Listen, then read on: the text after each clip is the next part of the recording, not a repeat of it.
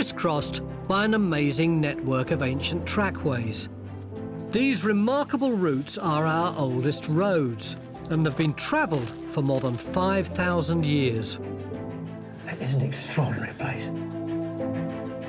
Walked by pilgrims and traders, hunters and invaders, Celts, Romans, Saxons and Vikings, each track is bound up in myth, mystery and legend.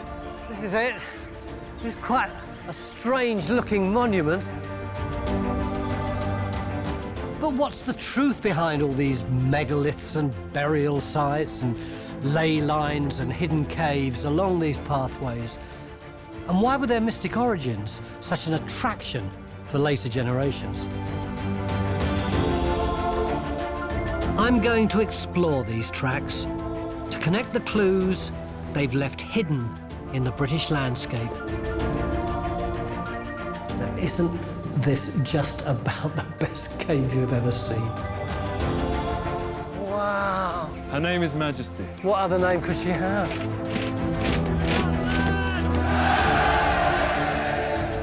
This week, I'm in Wiltshire to walk the age-old Ridgeway.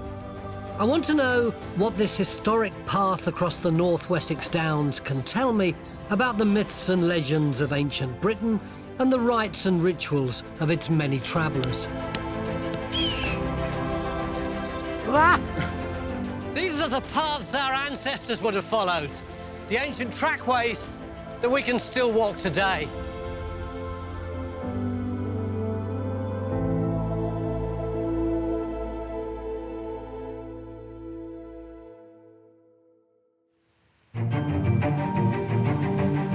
I'm starting my walk in Wiltshire, just off the busy A4. This is the beginning of the Ridgeway, thought to be Britain's oldest road, and along its path lie some of our most spectacular ancient sites.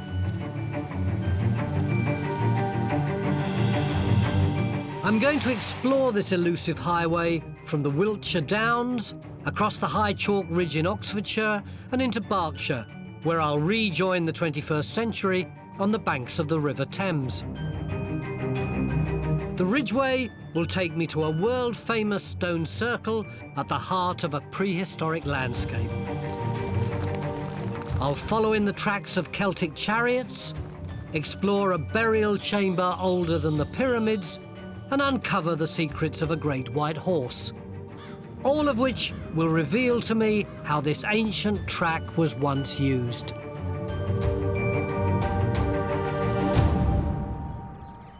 I'm only a mile into my journey on the Ridgeway, and it brings me to my first stop, one of our great prehistoric puzzles, Avebury. Britain's most impressive Neolithic site and the largest stone circle in the world.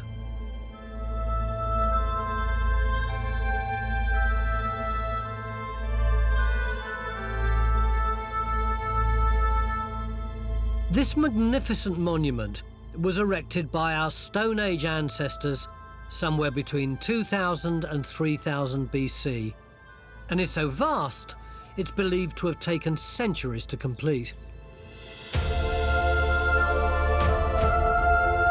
2,500 years later, the Anglo-Saxons get attracted to this place and build a village here. And then if you fast forward to the medieval, you get this arrangement whereby they build a town around and in between the stones, creating this almost fairy tale look. It's absolutely unique, isn't it? But what was this place used for? The experts have been puzzling over its purpose for generations. Thought to be a place of ceremony and burial rites, fertility circles and rituals to appease the earth goddess. But these are just guesses, really, because we know so little about the Neolithic people who built it. In the Middle Ages and through to the 1500s, local people tried to pull these stones down, which must have been pretty scary. Why would they go to all that time and trouble? Well, the local church thought they were pagan and mystical and dark and weird, not the kind of thing that you would want to surround your town with. And then later on, farmers just smashed them up because they were in the way of their crops. Seems horrible to us now, doesn't it? Like something the Taliban might do.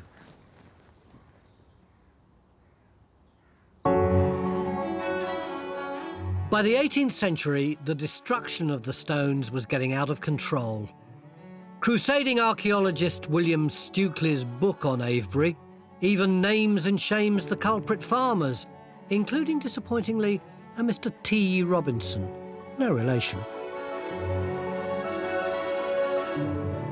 Even today, the good villagers of Avebury still live with the legacy that some of their homes were built from the crushed megaliths. Which way are we going? Just going to the left here, up Yeah. Clandler. The walls along here. Well, that looks quite rough-hewn, all that lot, doesn't it? Yes, yeah. And these here, oh, certainly, yeah. These look much more uniform, but these earlier ones certainly look like they could have been just guys smashing away at That's assassins. right, absolutely. Well, they learnt that if they heated up the stone Yeah. and then put cold water on, they could split the stones. Yeah. But later on, they learned how to cut them up more regularly. Well, I'm not sure about those, but I'm from English heritage, and I'm afraid I'll have to take these rows away with me. Right? We'll try and find something to replace it. The ruined stones were also used in this building. Ironically, it's now part of the National Trust Museum dedicated to preserving them. Eventually, in 1934, an unlikely saviour came to Avebury's rescue. Scottish tycoon Alexander Keeler bought the village, stone circle included. Keeler poured his wealth into fast cars, women, and megaliths. Someone who knows Keeler's work very well is the current archaeologist for Avebury, Dr. Nick Snashall. So you've been mucking around in the presence of this Scottish jam king. Do you find him irritating? I have this image of this real control freak blasting his way through the archaeology and sticking up the stones willy-nilly. Keeler was an extraordinary man. I mean, he was a multimillionaire.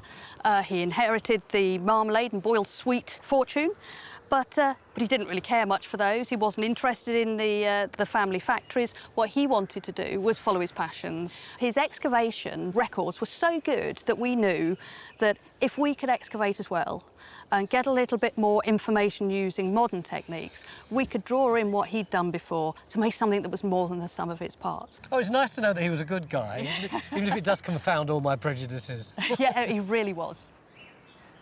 How the circle appears today is thanks to Keeler's vision. He re-erected a total of 21 stones, adding concrete pillars to mark the missing megaliths. So is that it? Have we found just about all we can here? Far from it. I think it's only really at the beginning of the story of understanding what people were doing in these landscapes, where they were living. People often think we know everything there is to know about places like Avebury and the big Wessex monument complexes, but the truth is we've only touched the surface. So what we need to do is get out there and explore more of the story.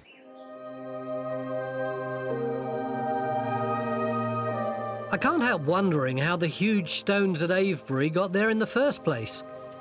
The Ridgeway must have played a crucial part. It's no coincidence that a few miles further along, I discover Fifield Down, the biggest group of sarsen stones in all of England.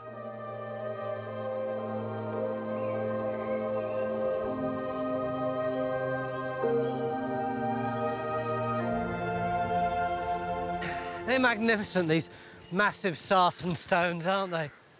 They were originally laid down under ancient seas and then flung up onto the land and eventually distributed all over here by rivers and meltwater.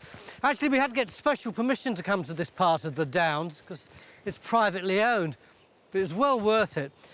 Originally, this was thought to be a fallen standing stone, but if you look at it closely, it's more interesting than that. See these grooves here? This is a Stone Age workbench. This is where craftsmen used to sharpen the hand axes in these grooves. It's like the autograph of a Neolithic craftsman. Really fantastic.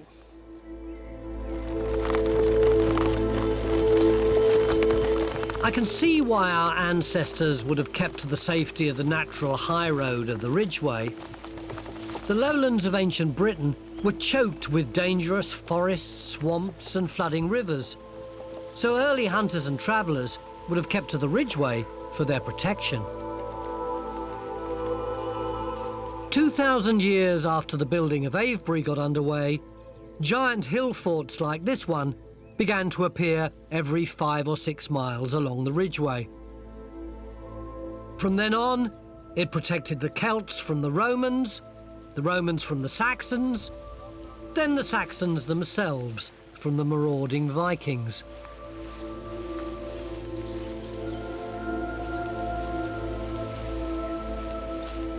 The first hill fort I reach is Barbury, built and defended by the Celts, and where engineer Rob Herford has evidence that the Celts weren't just walking the Ridgeway, they were riding it in style. These are really interesting. They're Iron Age fittings from a chariot, and stuff just like that was found around here, and if remade, you can see that they look like that. But how do we know that these chariots are Celtic and not Roman, say? Well, some tribes actually had a habit of burying whole chariots with the owner. All sorts of different places had different chariots of different kinds, but the ones that the Celts had of this pattern are quite comfortable to drive in. You can sit down and drive quite considerable distances on that. From one hill fort to the next, you can communicate with your opposite number in another tribe, and in doing that, you want the showiest chariot that you can make. So you cover it in bits of big bling to show off how well-to-do you are. Absolutely. I think this is really significant because for most people, the Celts prior to the Romans getting here are just a load of old dunderheads who you take 2 steps forward, they'd fall over. But if they were producing really sophisticated things like this, and you've got this incredibly long route, and we know how people were getting from A to B in Celtic times. It's a completely different kind of civilization, isn't it? I must have a look at the horses. Jason, what are the horses called? This is Kaiju and this is Fawn. They're both brothers and they're Dartmoor Hill ponies, so they are a native breed. Do we reckon these are the kinds of horses that would have been used in the Iron Age? I think so. Some people think of them as quite small, but this seems to fit very well. And when you're sitting in the chariot, you can actually see over the ponies. And if they were significantly bigger, you just spend hundreds of miles looking at horses' bums. And this, I think, works really, really well. Are we going to let them pull this one along now? Getting brave. Oh, please do. Really? Yes, Thank slide you. in through the back. Right. If you sit on the front Yeah. and stride, you'll get a slightly different view. Oh, I see what you mean. You can see over them. Yeah. Yes, that makes a lot of sense, doesn't it? On we go, boys. Come on. Yep. Here I am, Mr. Celt. Oh, hang on a minute. There's a young Celt here. Do you want to ride in my cart? Yes, please. Yeah. Here we go. I should have done the whole Ridgeway in this.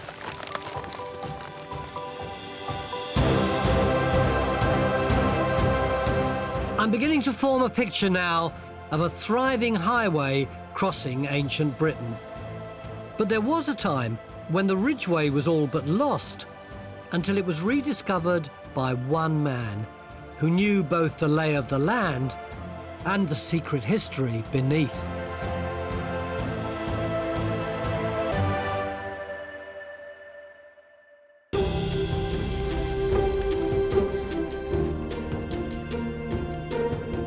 Each step along the Ridgeway is transporting me to a different time.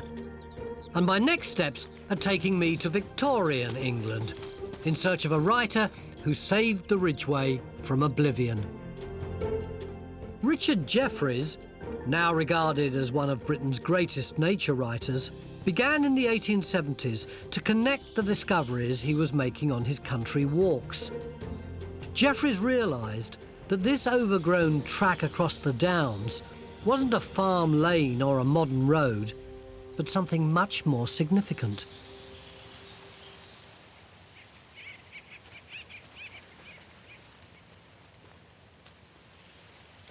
This is his book, Wildlife in a Southern County. And in it, he says, the origin of the track goes back into the dimmest antiquity. There's evidence that it was a military road when the fierce Dane carried fire and slaughter inland. The eagles of old Rome perhaps were born along it, and yet earlier chariots of the Britons may have used it.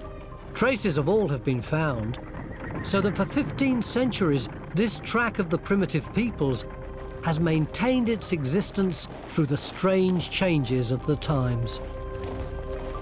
it is, of course, what we now call the Ridgeway. Jefferies was born in Cote in Wiltshire, where the Ridgeway continues northeast along the North Wessex Downs.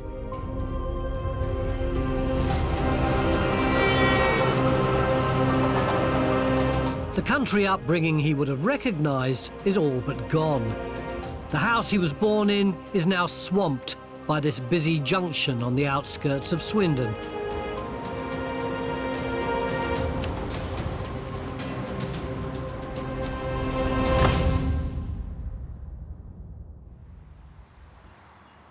Hi, Rebecca. Hello. It's crazy, isn't it, the difference between the mayhem outside and this little idyll. Yes. But I suppose in a way that's what Jefferies was writing about, the contradiction between the industrial society that he was living in and the rural agricultural society that had gone before.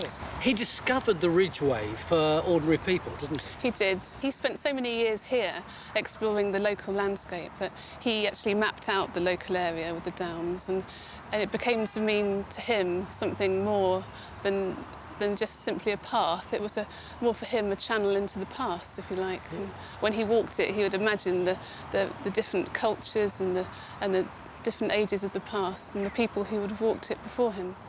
In a way, he's a very modern writer, isn't he? Because if you or I or anybody were walking the Ridgeway today, it would generate in us certain emotions, which we'd be quite happy to articulate. But he was virtually the first person to talk about that kind of stuff, wasn't he? Yes, people find a form of spiritual guidance in his works and comfort.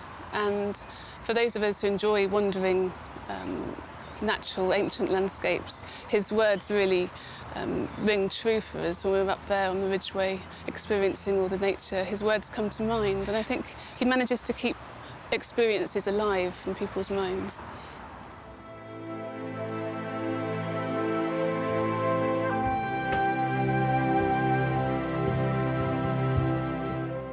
For Richard Jefferies, the Ridgeway and the ancient sites along it were more than just history. They were a place of self-revelation.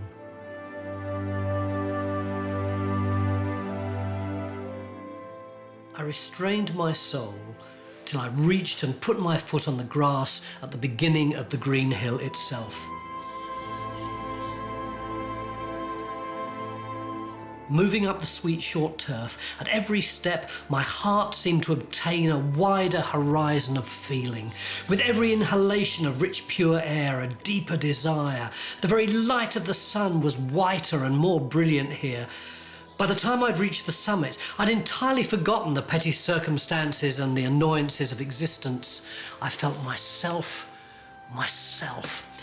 It's so passionate, isn't it? So exhilarating, so excited.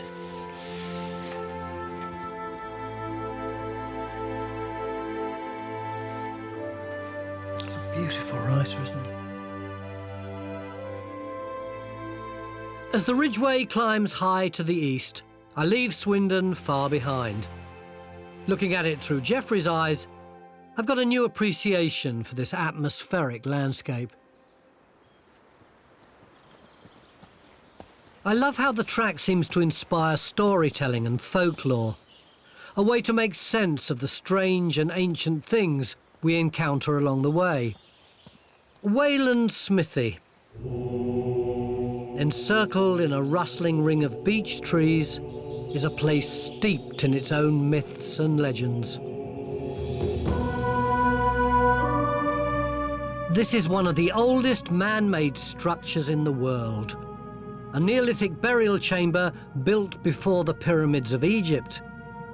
And when you see it, it makes sense that one frequent visitor to this site was the Oxford Professor of Anglo-Saxon Literature, J.R.R. Tolkien.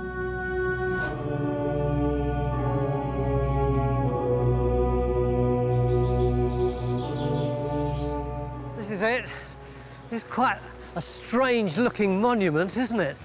You've got these 1, 2 standing stones, then you've got this gully here, 2 more standing stones. Wayland was the blacksmith for the Saxon gods, and the story around here is, careful, I don't break my legs, that if you put a groat, I've got 2.5p here, maybe that's something like a groat, into one of these holes, and you've got a horse without any horseshoes on, then you go away, and the next morning when you come back, it's shod. This is Andy Foley, who's the National Trust bloke for here, who let me in. Andy, I don't know very much about this kind of place, but to me, looking at this, it doesn't actually look Saxon. It looks older than that. Is that fair? Yes, that's very, very true, Tony. It's actually a Neolithic burial chamber. So, like, about how old would you say? Neolithic refers to about 2,500 BC, so 5,000 years in all. So what do you reckon the story of this place was in the New Stone Age? Well, it's obviously an impressive site. There's a lot of effort gone into the construction. This stone here alone weighs 7 tons, so that would have to be brought up from the Vale or from distance. So this is a big, powerful, potent place, and then thousands, literally thousands of years later, the Saxons come along, and they, adopt it as their own place, do you think? That's right, yes, because obviously no written records, they won't be able to understand or be aware of the Neolithic period, so this place requires a reason or a purpose. I think the Wayland Smithy story is when this originated. Yeah, we kind of forget, don't we, that someone like the Saxons would have had no idea who these people were. It's just weird stuff. Exactly, yes. It's still being used, I see.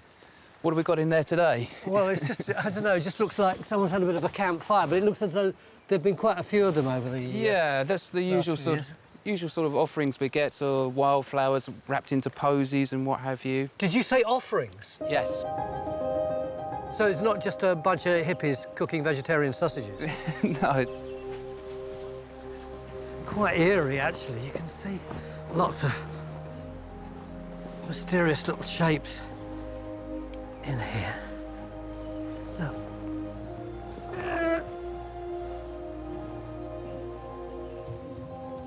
Andy, there's a painted jaw. Is that a horse? Yes, horse's jawbone, yes. It's lovely, isn't it? Nice piece of work, there. And... hello! It's like a big corn dolly, isn't it? Or a wicker man, yes. A wicker man? Oh, yeah, well, that might be slightly more sinister if it's a wicker man. A wicker man with tasty shades on. You said there was some stuff in the trees? Yeah, we get ribbons and what have you left in these trees. Oh, yeah, I can see ribbons here and here. Some there as well. There's that, and there's loads. There's something quite haunting about this place. These coloured ribbons are wishes blowing in the wind, left by today's travellers. Nice to meet you. Okay, Tony. Bye. A sacred site.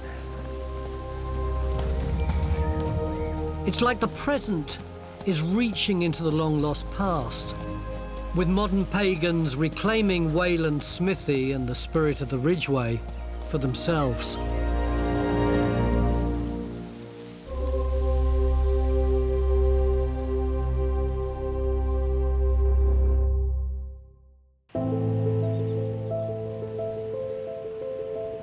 I'm walking along the high reaches of the ancient Ridgeway in Oxfordshire, bringing me close to one of England's most mythical landscapes. Guarding the way ahead is Dragon's Hill. According to legend, this is where St. George slew the dragon. And as the beast's blood spilled over the hilltop, it left forever a white patch where no grass can grow.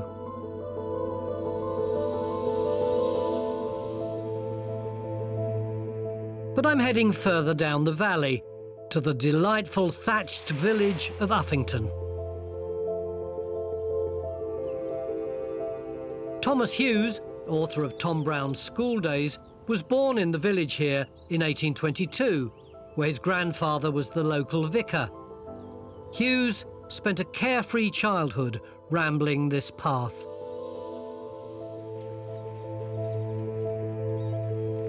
So he came down the Ridgeway in this direction, just like I'm doing now, and he came across a green vale, and I thought I'd lost my book for a moment, and ahead of him there was this massive chalk-carved horse, and he said about it, "The king carved out on the northern side of the chalk hill the great Saxon white horse, which gives its name to the vale over which it has looked these 1,000 years or more."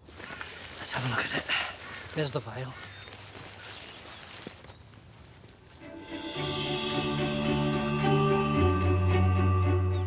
But Thomas Hughes, like many before him, got it wrong.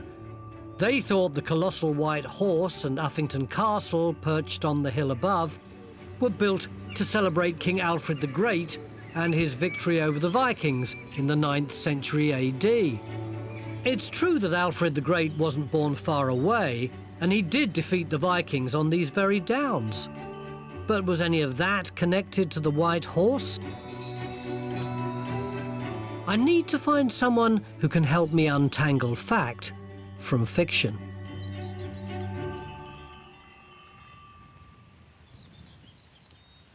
What is it that we've got here? Well, we're standing on Uffington Castle Hill Fort, and it's one of our best known hill forts in this part of the world. Any idea what kind of date this hill fort would be? This sort of hill fort's usually around about the 7th century BC, so it's early Iron Age. So given the dates you've just been telling me, the idea that it was built by Alfred the Great to defend the area from the Vikings doesn't really work, does it? No. But British folklore is a wonderful thing. Yeah. And often, you know, you end up with these names like Castle, and it's harking back to this sort of mythical age, trying to explain origins. It's kind of what we do best. Going to be a bit contentious. Why did you call it a fort? Is it really a fort? Were there lots of soldiers marching around here? Yeah, I keep doing that. There was a while where I stopped calling them forts and started calling them hilltop enclosures, which is really what they are. It's not nearly as sexy sounding, though, It's is not, is it? I like hill forts. Yeah. What relationship do you think there is between this hill fort and the White Horse? I think it's absolutely fundamental. And not only that, but the sighting of the horse, it's almost a story playing out in the landscape, and the hill fort sort of sits next to that story, going right back to the late Neolithic period. And it's the Iron Age which sort of sees that it flower, if you like, and the horse is absolutely crucial to that. So these landmarks weren't created for the glory of Alfred the Great.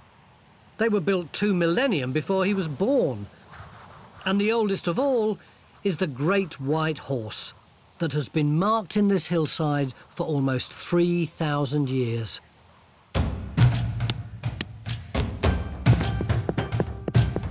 And without the local people and their tradition of scouring, it might have been lost forever. This pounding of the chalk keeps the horse as pristine and clean as the day it was created. By the Victorian era, Thomas Hughes was writing about the extravagant scouring festivals held here.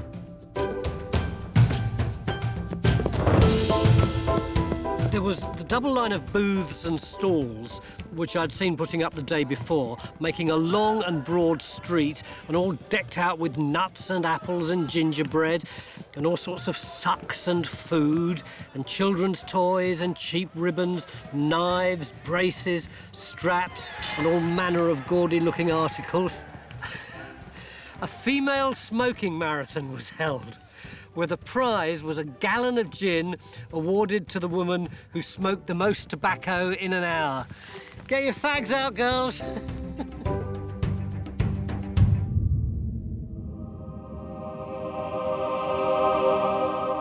The great beauty of this landscape is best appreciated from the sky. It's almost as if the ancient Britons carved the white horse for some higher power to look down on from above. A few miles on from the Vale of the White Horse, the Ridgeway takes me near the town of Wantage, where the open chalk escarpments form natural highways and habitats for migrating birds of prey.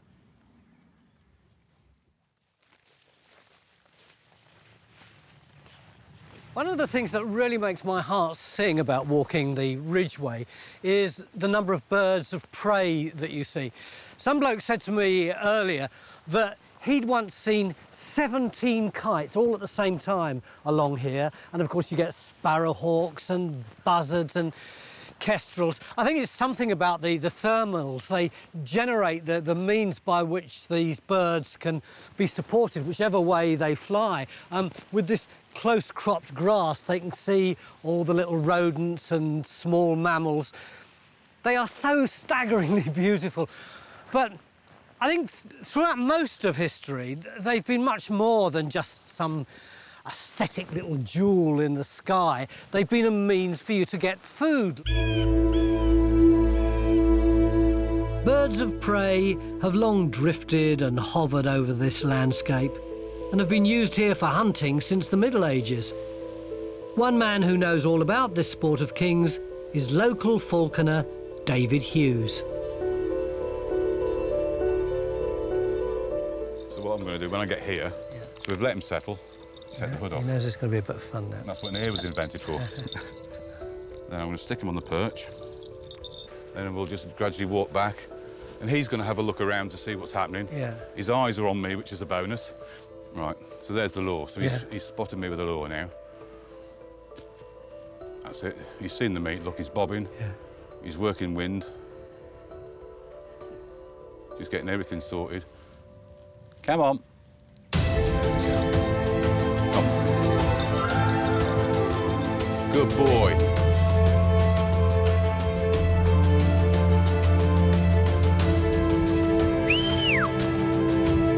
Come on.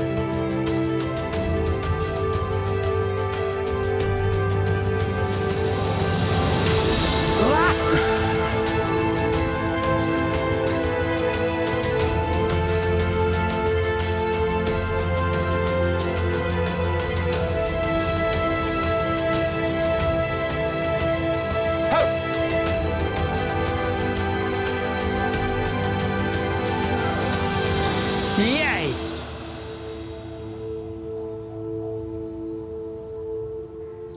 How important was falconry as far as people getting food on their plates? Until shotguns came along, I think it was one of, other than the bow and arrow or a spear, it was one of those, for the nobility, it was a sport to catch food for the pot. And obviously, like I said, the goshawk, with it being the cook's bird, they were more likely to catch something than they were the peregrine. So, depending on your status, you would have a different bird to hunt with? Yeah. I'm a flipping Knight of the Realm. What do I get? Oh, right, you wouldn't have had a bird until the Crusades. When the knights went out to Jerusalem, they brought Saker falcons home. Saker falcon? Saker. I haven't even heard of one of those. They're actually bigger than a peregrine. Yeah. The second largest falcon, they're bigger than the peregrine. They're a ground hunting bird. Your squire would have had a lanner falcon, again, slightly smaller. And that's where we got the new birds coming into falconry. I've actually got a couple of Saker falcons at home. You have to. In the Middle Ages, I imagine you'd have seen every rank of society from peasants to princes using their birds of prey to hunt up and down the Ridgeway. Today, evidence of its rich history can still be found in our everyday language. Give us a couple of other words associated with falcon. Right. Hoodwinking, when the falcon here is wearing a hood. So you fooled him, you've hoodwinked him. I've conned him into thinking it's night, so I've switched him off. Excuse me, we're talking. Hector, come on. The thing that strikes me about the bird is that even though I've never held a hunting bird before, it's really calm. How do you train them? It's all down to pieces of meat, basically. You'd have the bird sitting on the bow perch for a hawk, for a goshawk, sat on a bow perch, and you'd offer him a piece of meat, and he'd jump to the glove for a piece of meat. Yeah. So again, you're getting further and further away, which brings in another term. So at a certain point, when you're jumping that bird from the perch to the glove, you're at the end of your tether. And it's not because I'm stressing out over anything, it's the fact that you're at the end of your tether, because that's as far as you've got in your training.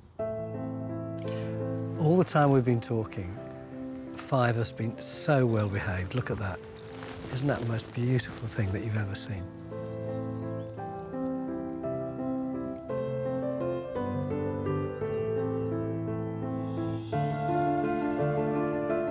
Sometimes I wish I could soar above the magnificent Ridgeway like a bird of prey. But then, just once in a while, this track offers up treasures beneath your feet that only the dedicated walker can find.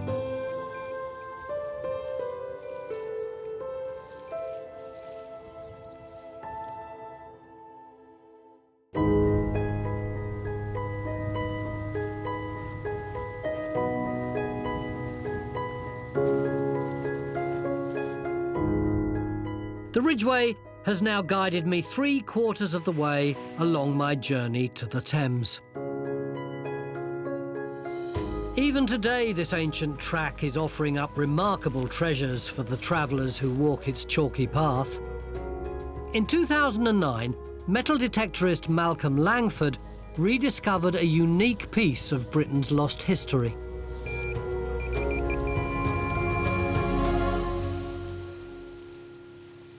This is Annie Bayard, who works for the PAS, which stands for... Portable Antiquities Scheme. Of course, a fantastic organisation.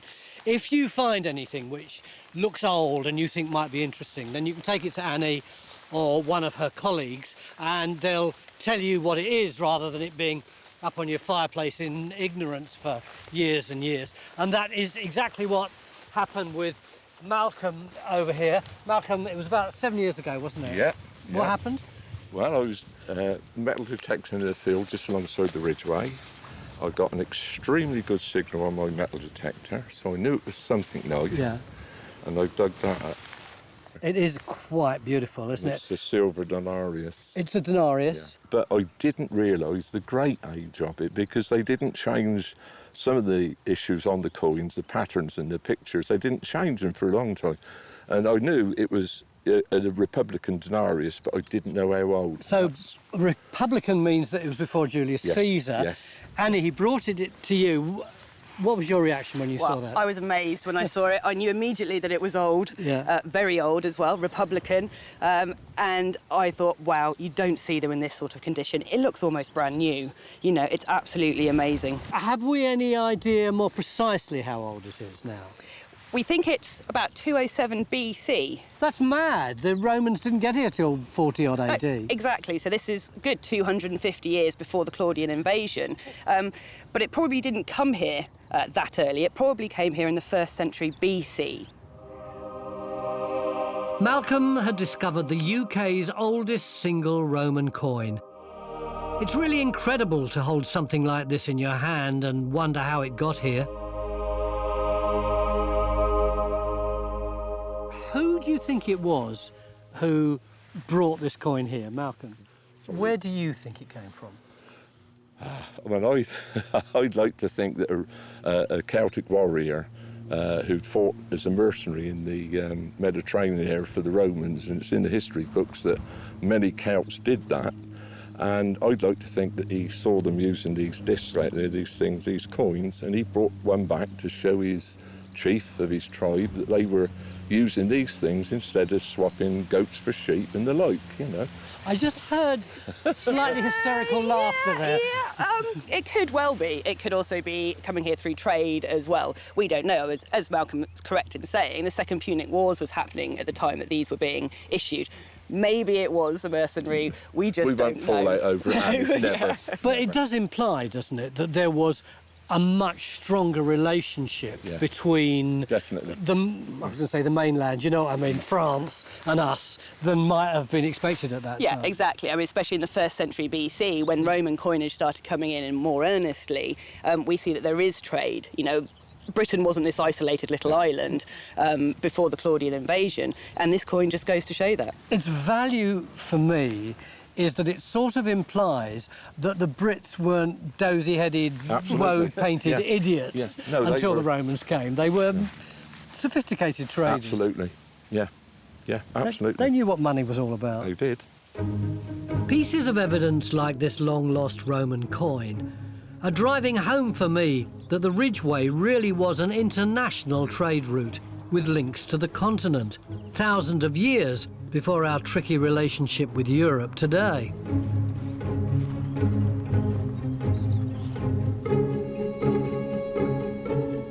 As the Ridgeway starts to descend into the Goring Gap, the open remote countryside gives way to woodlands and small villages. The track leads me towards Streatley and Goring, two villages that straddle England's most famous river.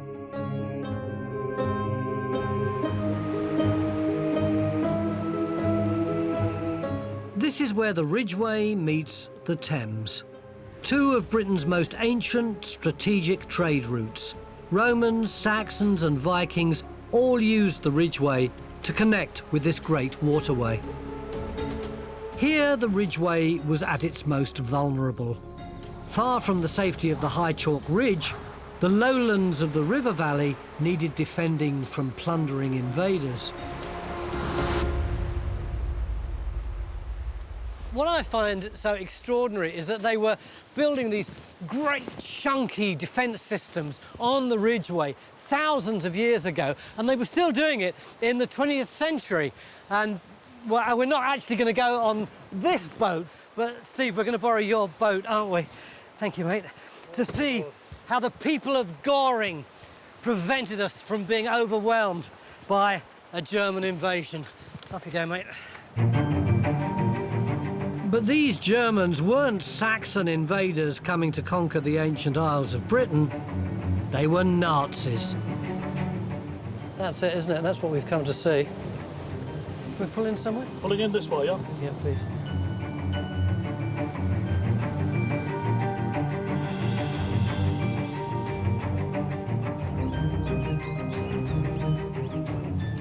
Hey, look at this.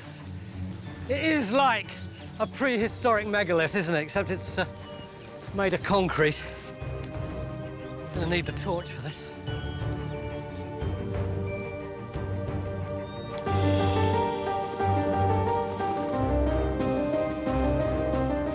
This is a World War II pillbox. OK, it's not ancient exactly, but it is recently uncovered, one of the best surviving examples left in Britain.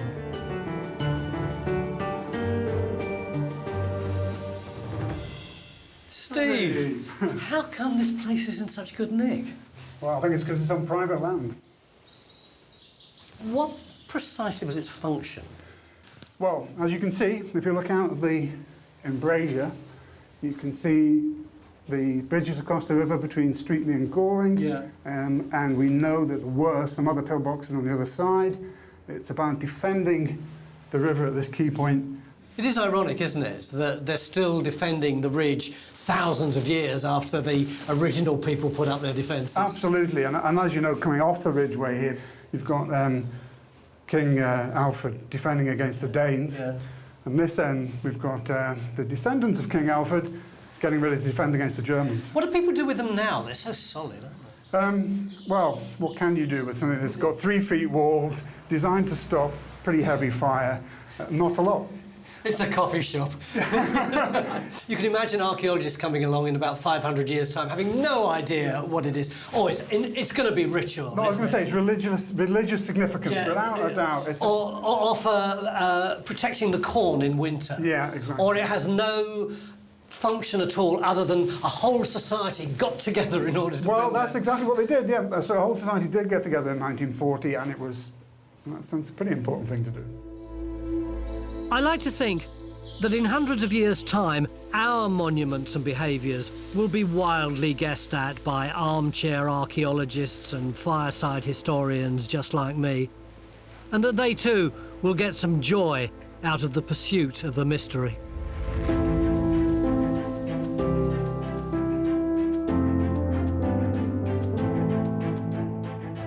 I've walked bits of the Ridgeway several times previously, and I've always found it beautiful and really quite inspiring, but I've never had such consistently good weather. Mind you, looking at what's over there, I think I'll be off home now.